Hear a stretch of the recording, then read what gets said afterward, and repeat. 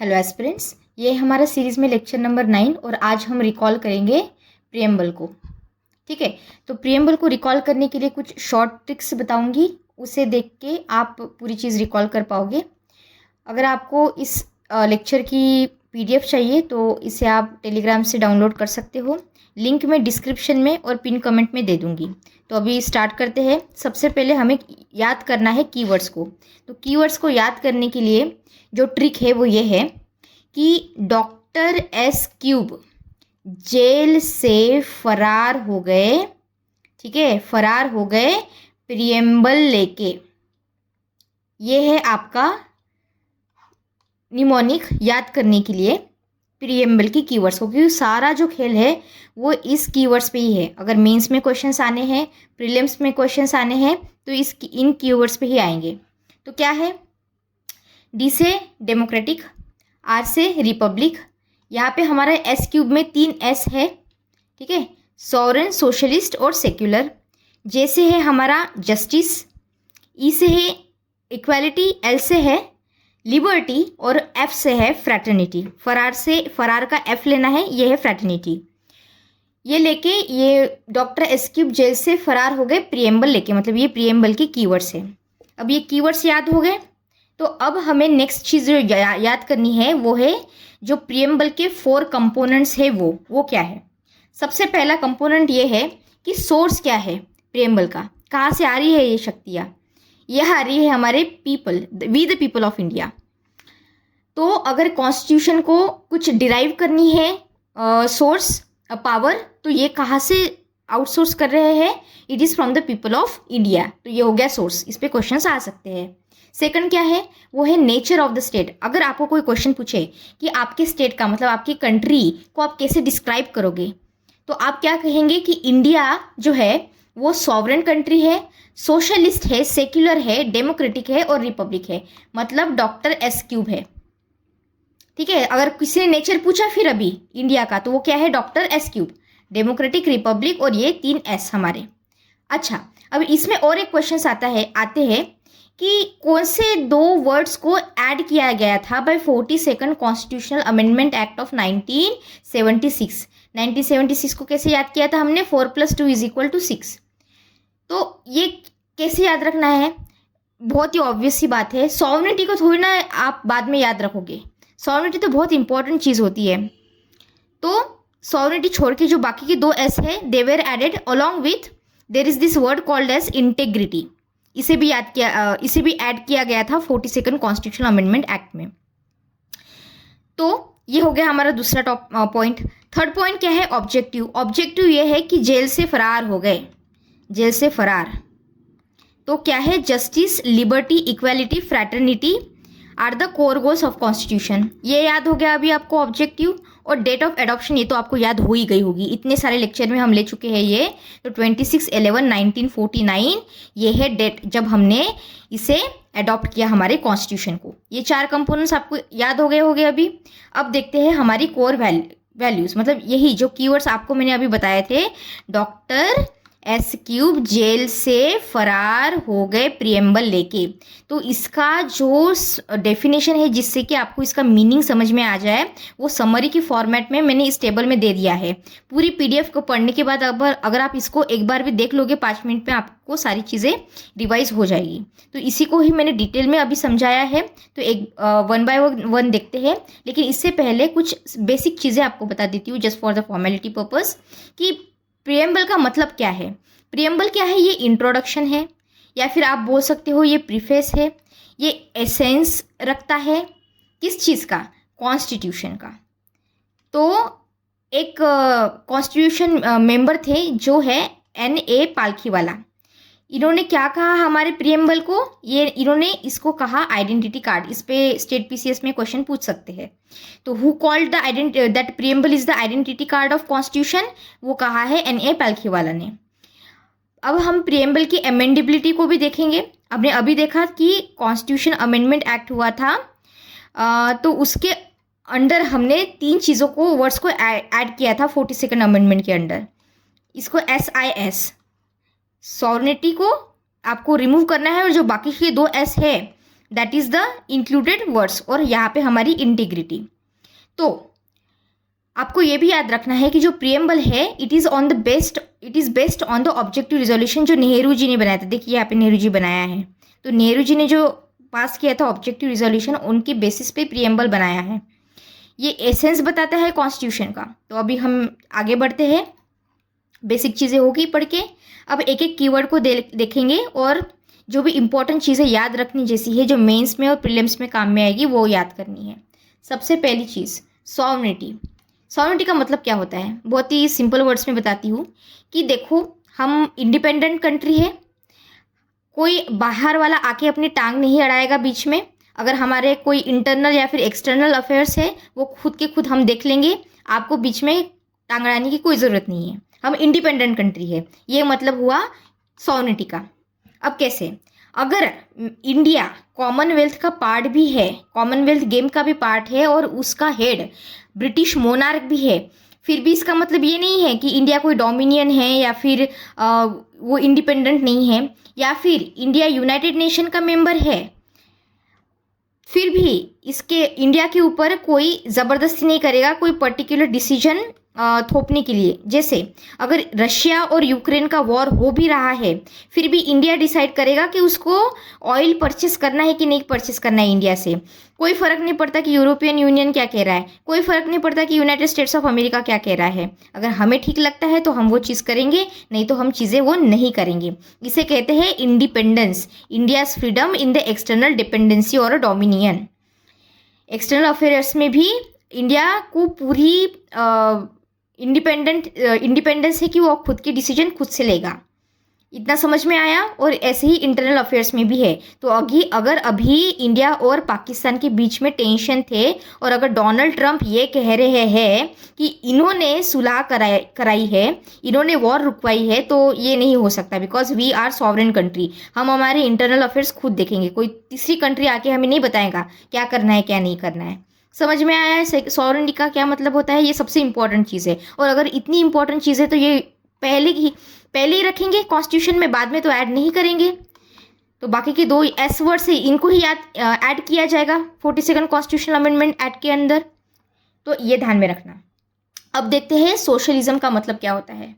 ये पहले तो नहीं था, मतलब ऐसे एक्सप्लिसिटली मेंशन नहीं किया गया था कि ये पर्टिकुलर चीज़ है और ये सोशलिज्म दिखा रहा है। लेकिन इसका मतलब ये नहीं है कि कोई चीज़, मतलब हमारे कॉन्स्टिट्यूशन में कुछ ऐसी चीज़ें थी जो इनडायरेक्टली हिंट कर रही थी कि देखो भाई इंडिया में सोशलिज्म तो है। तो ये कोई न्यू कंसेप्ट नहीं है, हमने बस इसे एविडेंटली दिखाया है ऐड करके कि देखो अभी हमारी कंट्री सोशलिज्म में भी यहाँ पे हम मेंशन कर रहे हैं। तो सोशलिज्म जो है वो they can be divided into 2 parts, या फिर 2 तरह का सोशलिज्म होता है। कौन सा? पहला तो है डेमोक्रेटिक सोशलिज्म, दूसरा है कम्युनिस्टिक सोशलिज्म, जैसे यूएसएसआर में देखा जाता था। हमारे इंडिया में कौन सा है? We have democratic socialism. तो कम्युनिस्टिक सोशलिज्म का मतलब क्या होता है? इसका मतलब ये है कि स्टेट सारी चीज़ें कंट्रोल करेगा, नेशनलाइजेशन करेगा चीज़ों का, प्राइवेट चीज़ों का भी। अगर कोई कंपनी है, प्राइवेट कंपनी, एंटरप्राइज, उसका भी एबॉलिशन की जाएगी पूरी प्राइवेट प्रॉपर्टी को, और सारा कंट्रोल जो होगा वो स्टेट के अंडर होगा। तो ये जो फिलॉसफी है ये इन्फ्लुएंस होती है ज़्यादा से ज़्यादा मार्क्सिज्म से। लेकिन जब हम डेमोक्रेटिक सोशलिज्म की बात करते हैं, हम बिलीव करते हैं फर्मली इन मिक्स्ड इकोनॉमी। इसका मतलब यह है कि प्राइवेट कंपनी के साथ साथ जो पब्लिक हमारी गवर्नमेंट है, तो इनकी कंपनीज भी काम करेंगी, प्राइवेट कंपनीज भी काम करेंगी, दोनों भी इकोनॉमी में कंट्रीब्यूशन देंगे। तो हमारा जो अल्टीमेट गोल है डेमोक्रेटिक सोशलिज्म को एस्टैब्लिश करने का, वो ये है कि हम चाहते हैं कि इक्वालिटी को हम कम्प्लीटली एंड करें। तो ये मार्क्सिज्म की भी कुछ चीज़ें हैं इसमें और गांधीज़म की भी है। लेकिन अगर हम कंपेयर करें तो गांधीज़म इज़ मोर दैन मार्क्सिज्म। इतना चीज़ यहाँ पे सोशलिज्म में आपको याद रखना है। अब आगे बढ़ते हैं, सेक्युलरिज्म को समझते हैं कि इंडिया का सेक्युलरिज्म डिफरेंट क्यों है। ये पहले भी देख चुके हैं हम लोग। पहला बात ये कि हमने ये जो सोशलिज्म है और ये जो सेक्युलरिज्म है, इसे 42nd कॉन्स्टिट्यूशनल अमेंडमेंट एक्ट 1976 से ऐड किया था प्रियम्बल में। अब मैं इसे बार बार रिपीट क्यों कर रही हूँ, क्योंकि ये PYQ है, यूपीएससी का भी और स्टेट PCS में भी इस पे क्वेश्चन पूछा गया है, तो याद रखना है। तो ये एक चीज़ आपको ने ध्यान में रख ली। दूसरा ये कि सेक्युलरिज्म भी ऐसा कुछ नया कंसेप्ट नहीं था कि मतलब आउट ऑफ नोवेयर इसको ऐड किया गया प्रीएम्बल में, ये पहले से ही था। कुछ चीज़ें थी जो हिंट कर रही थी कि देखो भाई हमारे यहाँ पे सेक्युलरिज्म है। आप बोलोगे कि मैम ये कहाँ से, तो सुप्रीम कोर्ट ने भी बोला ये चीज़ जो मैं आपको बता रही हूँ कि सेक्युलरिज्म को कुछ कैसे नए से डिस्कवर करके ऐड नहीं किया गया है, ये पहले भी हिंट कर रहे थे। कुछ प्रोविजंस थे हमारे कॉन्स्टिट्यूशन में, जैसे हम पहले भी इसके पहले लेक्चर में देख चुके हैं। आर्टिकल्स 25 to 28 गारंटी करता है रिलीजियस फ्रीडम। ये क्या हिंट कर रहा है कि हमारी कंट्री सेक्युलर है। सेक्युलर, आपको सेक्युलरिज्म याद है ना आपको, मैंने पहले लेक्चर में इसके पहले लेक्चर में आपको बताया था कि कोई पर्टिकुलर रिलीजन को हम अपना ऑफिशियल रिलीजन नहीं बताते, हम जितनी भी रिलीजन है उसे इक्वली ट्रीट करते हैं। जो फ्रांस है या फिर कोई भी यूरोपियन कंट्री है, तो उनका जो चर्च है और गवर्नमेंट है उनमें पूरा सेपरेशन है, एक दूसरे के काम में वो दखल अंदाजी नहीं करते। लेकिन यहाँ पे ऐसी चीज़ नहीं है। हमारा पॉजिटिव सेक्युलरिज्म का कंसेप्ट है, उनका नेगेटिव सेक्युलरिज्म का कंसेप्ट है। याद है ना आपको? तो ये हो गया सेक्युलरिज्म। अब देखते हैं हमारी डेमोक्रेसी, जो बहुत इंपॉर्टेंट है। डेमोक्रेसी का मतलब क्या हुआ, इसमें बहुत प्यारा कीवर्ड आपको बताती हूँ, वो है पॉपुलर सॉवरेनिटी। पॉपुलर सॉवरेनिटी का मतलब क्या होता है, अच्छे से याद रखो। ये मेंस में भी आप इसी कीवर्ड को लिख सकते हो, या फिर अगर आपको ऑप्शन में आए तो आपका गलत नहीं होना चाहिए, अगर घुमा फिरा के भी पूछ ले तो। इसका मतलब ये हुआ कि principle that supreme power resides in people. Supreme power किसके पास है? लोगों के पास है। यही है foundation of our Indian democracy as well, जिसे कहते हैं पॉपुलर सॉवरेनिटी। अब देखो, डेमोक्रेसी के भी टाइप्स होते हैं। कुछ डेमोक्रेसीज होती है डायरेक्ट डेमोक्रेसी, और कुछ होती है इनडायरेक्ट डेमोक्रेसीज। अब डायरेक्ट डेमोक्रेसीज मतलब कौन सी, एग्जांपल देती हूँ, जैसे स्विट्जरलैंड में अगर वहाँ पे कोई लॉ वगैरह पास करना है तो डायरेक्टली पीपल विल वोट कि हाँ अच्छा इसे करो पास, नहीं इसको पास करने की कोई ज़रूरत नहीं है। तो ये हो गया डायरेक्ट। और इस डायरेक्ट डेमोक्रेसी के भी कुछ टाइप्स होते हैं, जैसे कौन से रेफरेंडम हो सकता है, इनिशिएटिव हो सकता है, रिकॉल हो सकता है, प्लेबिसाइड भी हो सकता है। अब ये क्या है ये फ्यूचर में देखेंगे शॉर्ट में, अभी यहाँ पे इतना इंपॉर्टेंट नहीं है। तो ये डायरेक्ट डेमोक्रेसी समझ में आया। अब इनडायरेक्ट डेमोक्रेसी का क्या है? इनडायरेक्ट डेमोक्रेसी आती है हमारी इंडिया में, जहाँ पे हमारे जो रिप्रेजेंटेटिव्स है लोकसभा राज्यसभा में हम इलेक्ट करके देते हैं ना, और वो डिसाइड करते हैं फिर कि आपको हमारे पार्लियामेंट में कैसे लॉ बनाने हैं। तो ये हो गई हमारी इनडायरेक्ट डेमोक्रेसी। अच्छा, इनडायरेक्ट डेमोक्रेसी में भी वैसे टाइप्स हैं, जैसे हमारे पास पार्लियामेंट्री डेमोक्रेसी है और प्रेसिडेंशियल डेमोक्रेसी है। अब आप बोलोगे मैम प्रेसिडेंशियल डेमोक्रेसी कहाँ दिखती है? यूएसए में दिखती है ना प्रेसिडेंशियल डेमोक्रेसी। हमारे इंडिया में है पार्लियामेंट्री डेमोक्रेसी। एक बहुत छोटा सा हिंट बताती हूँ दोनों के बीच में चीज़ों को डिफ्रेंशिएट करने का। अब जो हमारी पार्लियामेंट्री डेमोक्रेसी है, इसको कैसे आप याद रखोगे? जब हमारा एग्जीक्यूटिव लेजिस्लेचर को रिस्पॉन्सिबल होता है फॉर हिज और हर एक्शंस एंड पॉलिसीज, तब इसे हम कहते हैं पार्लियामेंट्री डेमोक्रेसी। लेकिन प्रेसिडेंशियल डेमोक्रेसी में ऐसी रिस्पॉन्सिबिलिटी नहीं होती। एग्जीक्यूटिव लेजिस्लेचर अपना अपना खुद का काम कर रहे हैं, वहाँ पे है सेपरेशन, लेकिन यहाँ पे सेपरेशन नहीं है। यहाँ पे क्या है? रिस्पॉन्सिबिलिटी। इसलिए यहाँ पे रिस्पॉन्सिबल डेमोक्रेसी भी इसे कहा जाता है। समझ में आया? तो अब हम बढ़ते हैं आगे।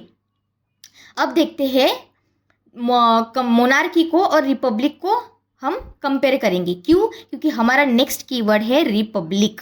इसका मतलब क्या होता है? It's very important. जैसे यूनाइटेड किंगडम में क्या है? मोनार्की है। वहाँ पे क्या होते हैं? किंग होते हैं या फिर क्वीन होती है, तो उनके बच्चे वो बनते हैं, मतलब हेरिडिटरी होती है चीज़ें। लेकिन यहाँ पे इंडिया में ऐसा नहीं है। हमारे इंडिया में डायरेक्ट तो नहीं है वैसे इलेक्शंस, हम इनडायरेक्टली वोट करते हैं, और हमारे जो है ऑनरेबल प्रेसिडेंट ऑफ इंडिया, वो है रिपब्लिक, वो रिपब्लिक है। तो ये इसका इम्पोर्टेंस क्या है, ये इसकी सिग्निफिकेंस क्या है? सिग्निफिकेंस ये है, इसका मतलब कि अगर कोई ऑफिस है पब्लिक ऑफिस, तो वो प्रिविलेज क्लास के पास कन्फाइन नहीं रहेगा। It will be open to all public, all people.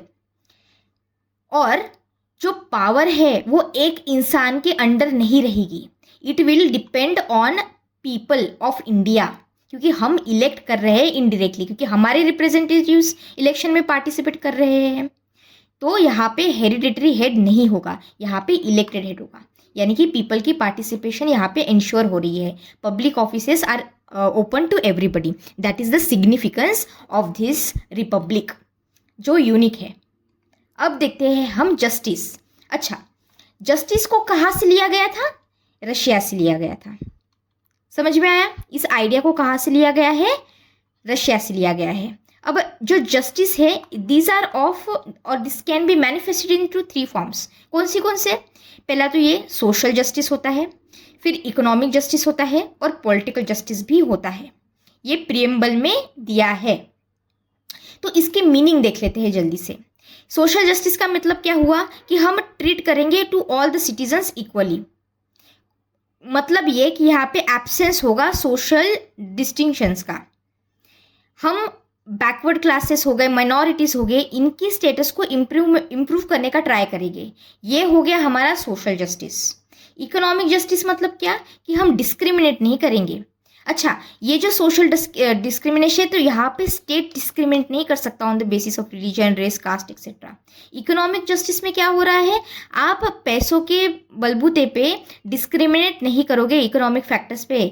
मतलब आप ट्राई करोगे कि अगर कोई इकोनॉमिक इनइक्वालिटीज़ है, अगर हैव्स और हैव नॉट्स है, अगर कुछ लोग रिच है, कुछ लोग पुअर है, तो अगर उनके बीच में डिस्पैरिटीज़ है, गैप है वेल्थ की, इनकम की, तो इसे आप कम करने की कोशिश करोगे। ये चीज़ का मतलब क्या होता है? ये मतलब होता है इकोनॉमिक जस्टिस लाने का। समझ में आया? फिर पॉलिटिकल जस्टिस क्या है? Political justice is given to everybody. इसका मतलब ये कि every individual will be able to participate in the political procedures. जैसे अगर इलेक्शन है तो इलेक्शन में आप पार्टिसिपेट कर पाओगे। तो इक्वल एक्सेस होगा पॉलिटिकल ऑफिसेस में, सारे जितने भी सिटीजन्स हैं उनको। ये होता है पॉलिटिकल जस्टिस का मतलब। तो एक बात आप यहाँ पे याद रखो कि social justice plus economic justice is equal to distributive justice. ये क्या होता है ये फ्यूचर में भी देखेंगे हम इन डिटेल्स। अब यहाँ पे एक ट्रिक बताती हूँ मैं, लाइफ। तो ऐसी स्टोरी याद रखो कि अगर फ्रांस में हम पेरिस में जाएंगे और आईफल टावर में रहने को मिलेगा, तो भाई हमारी तो लाइफ ही सेट है। तो ऐसी स्टोरी याद रखो। तो इससे कि आपको क्या याद रखना है कि ये LI से हो गया लिबर्टी, ये हो गई फ्रैटर्निटी, और ये हो गई इक्वालिटी। ये कहाँ से हमने लिया है? ये लिया है हमने फ्रांस से। तो ऐसे आपको ये चीज़ें याद रखनी है, क्योंकि अब हम देखने वाले हैं लिबर्टी, फ्रैटर्निटी और इक्वालिटी को डिटेल में, क्योंकि ये these three things are very important, these are the keywords. तो लिबर्टी देखते हैं। सबसे इंपॉर्टेंट चीज़ ये है कि लिबर्टी की डेफिनेशन क्या है, लिबर्टी का मतलब क्या होता है। पहला तो ये कि एब्सेंस ऑफ रिस्ट्रेंट्स। अगर कोई इंडिविजुअल कुछ करना चाहता है तो वो चीज़ कर पाए, उसे अपॉर्चुनिटी मिले खुद को डेवलप करने की, ये मतलब होता है लिबर्टी का। पर इसका मतलब ये नहीं है कि आपको एब्सोल्यूट लिबर्टी दी जाएगी कि आप अपनी मर्जी से कुछ भी करो, जो चाहे मन में आए वो करो, ऐसा नहीं होता। लिमिटेड कॉन्स्टिट्यूशन लिमिटेशंस होती है, रीजनेबल रेस्ट्रिक्शंस होते हैं, लेकिन फिर भी आपको अपॉर्चुनिटीज़ दी जाती है। आपको जितने भी कंस्ट्रेंट्स है, रिस्ट्रेंट्स है, इसको लिमिट किया जाता है, जिससे कि आप अपने आप को डेवलप कर पाओ। तो ये होता है लिबर्टी का मतलब। तो लिबर्टी इंश्योर कैसी होती है? लिबर्टी को इंश्योर भी किया जाता होगा किसी चीज़ से, तो वो की जाती है फंडामेंटल राइट से। समझ में आया? और it is very important for the democratic functioning. अब आगे चलते हैं। आगे इक्वालिटी कहीं तो दिख रही होगी ना इंडिया में, कुछ जो कॉन्स्टिट्यूशन है उसमें कुछ प्रोविजंस हो गए जिससे इक्वालिटी दिख रही है, तो बिल्कुल दिख रही है। और ये मैनिफेस्ट भी हो रही है डिफरेंट टाइप से। कैसे? जैसे हमारे पास सिविक इक्वालिटी है, पॉलिटिकल इक्वालिटी है, और we also have economic equality. अब देखते हैं सिविक इक्वालिटी का मतलब क्या है। इसका मतलब ये है कि हम प्रिविलेजेस जो है इसे नहीं रखेंगे, हम प्रिविलेजेस को एब्सेंट करेंगे और इक्वल एडिक्वेट अपॉर्चुनिटीज़ देंगे। कौन से आप ये मैनिफेस्ट कैसे कर रहे हैं हम लोग? ये कर रहे हैं आर्टिकल 14, 15, 16, 17, 18। कल देखा था, जल्दी से रिकॉल कीजिए मेरे साथ। What was article number 40? जल्दी से बताइए। It was equality before law, equal protection of law. Article number 15 में हमने क्या देखा था कि स्टेट डिस्क्रिमिनेट नहीं कर सकता against any individual, any citizen of India on the basis of religion, race, caste, sex और place of birth. Article number 16 में हमने क्या देखा था कि स्टेट डिस्क्रिमिनेट नहीं करेगा जब पब्लिक एम्प्लॉयमेंट की बात आएंगी on the basis of religion. मतलब स्टेट ये नहीं बोलेगा कि आप इस पर्टिकुलर रिलीजन से बिलोंग करते हो तो अभी आपको ये पर्टिकुलर अपॉर्चुनिटी जो है, एम्प्लॉयमेंट अपॉर्चुनिटी, ये नहीं दी जाएगी। ये स्टेट नहीं कर सकता। ये कौन बताता है? ये बताता है आर्टिकल नंबर 16। आर्टिकल नंबर 17 क्या है? अनटचेबिलिटी नहीं रहेगी। आर्टिकल नंबर 18 क्या है? हम टाइटल को अबॉलिश करेंगे। इतना समझ में आया? फिर क्या है हमारे पास? है पॉलिटिकल इक्वालिटी। पॉलिटिकल इक्वालिटी कैसे इंश्योर करते हैं हमने एलिजिबिलिटी रखी है कि अगर आप 18 के ऊपर हो, फॉर एग्जाम्पल दे रही हूँ, तो आप इलेक्शन में पार्टिसिपेट कर सकते हो। यही नहीं, इतना ही नहीं, अंडर आर्टिकल नंबर 325 क्या कहता है? अगर आप कोई भी सिटीजन हो, ठीक है, तो आप इलेक्टोरल प्रोसीजर में पार्टिसिपेट कर सकते हो। Article number 325, 326 universal adult franchise के बारे में बात करते हैं। अगर लेजिस्लेटिव असेंबली है, ठीक है, या फिर लोकसभा के इलेक्शन चल रहे हैं, तो यूनिवर्सल सफरेज के अकॉर्डिंग इलेक्शन यहाँ पे होगा। Article number 326। इसके बाद हमारे पास सिर्फ यही आर्टिकल्स नहीं है, हमारे पास directive principles of state policies भी है, जिसमें आर्टिकल 39 ये बोलता है कि आपको इक्वल राइट्स होगा इन लाइवलीहुड, मतलब आप अपनी ज़िंदगी को अच्छे से बिता सको, इसके लिए चीज़ें अरेंज करना ये स्टेट का रिस्पॉन्सिबिलिटी है। ये आपका राइट ये लाइवलीहुड को मेंशन करता है। और आपको इक्वल पे होना चाहिए, मतलब मेन और वीमेन इनको इक्वल पे देना ये भी स्टेट की रिस्पॉन्सिबिलिटी है। तो ये चीज़ें मिलना, ये क्या है? ये है हमारा इकोनॉमिक इक्वालिटी।